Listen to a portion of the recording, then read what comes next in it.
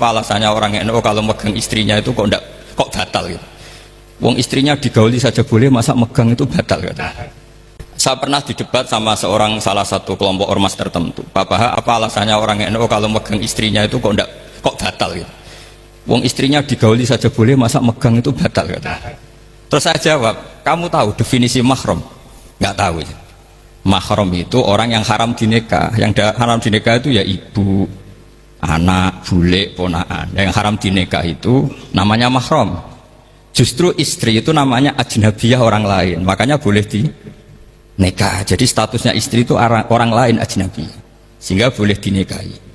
Kalau mahram malah nggak boleh dinikah. Mereka akhirnya sadar, oh ternyata selama ini keliru. Membahasakan istri mahram itu keliru. Ya terus akhirnya dia jadi Syafi'i dadaan tadi. Pernah juga ada seorang kiai yang kepikiran mau mengharamkan atau menganggap ada fidah kalau orang haji itu rokok.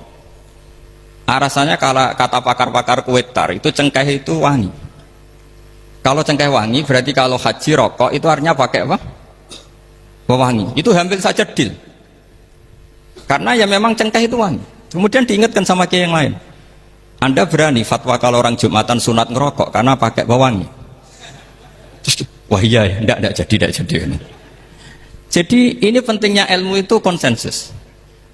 Sehingga saya bicara di sini pede bukan karena saya merasa benar, enggak, kan nanti ada yang nasahin.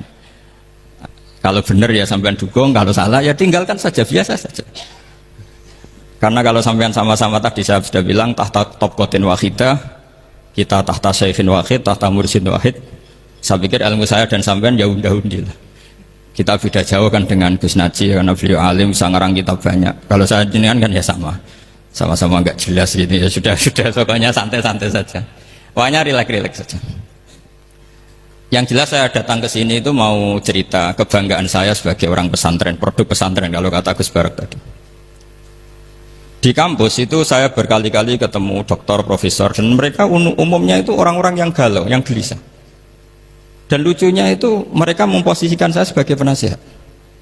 Karena apa? Memang ilmu pesantren itu unik. Ilmu yang bisa menjawab problem apa saja. Mereka misalnya tanya begini, Pak Bahak, saya ini orang kampung, yang bapak saya itu utun, kan? Utun itu lugu. Bisa menjadikan saya doktor, saya jadi dekan, saya jadi rektor. Tapi setelah di kota, dengan sekian ilmu yang saya pelajari dari Eropa, dari Amerika, sekedar anak saya tidak narkoba itu sudah susah, kok ranking nggak dengar anak saya ditangkap BNN itu sudah seneng saya. Artinya apa? Dia sadar ternyata kearifan lokal yang dididik para kiai menjadikan anak-anaknya jadi profesor, jadi dokter.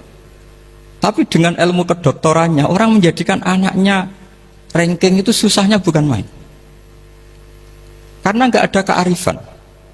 Ilmu yang mereka anggap adalah dianggap ya, tentu tidak hakikat, eksak saja sebetulnya tidak juga subjektivitas mereka.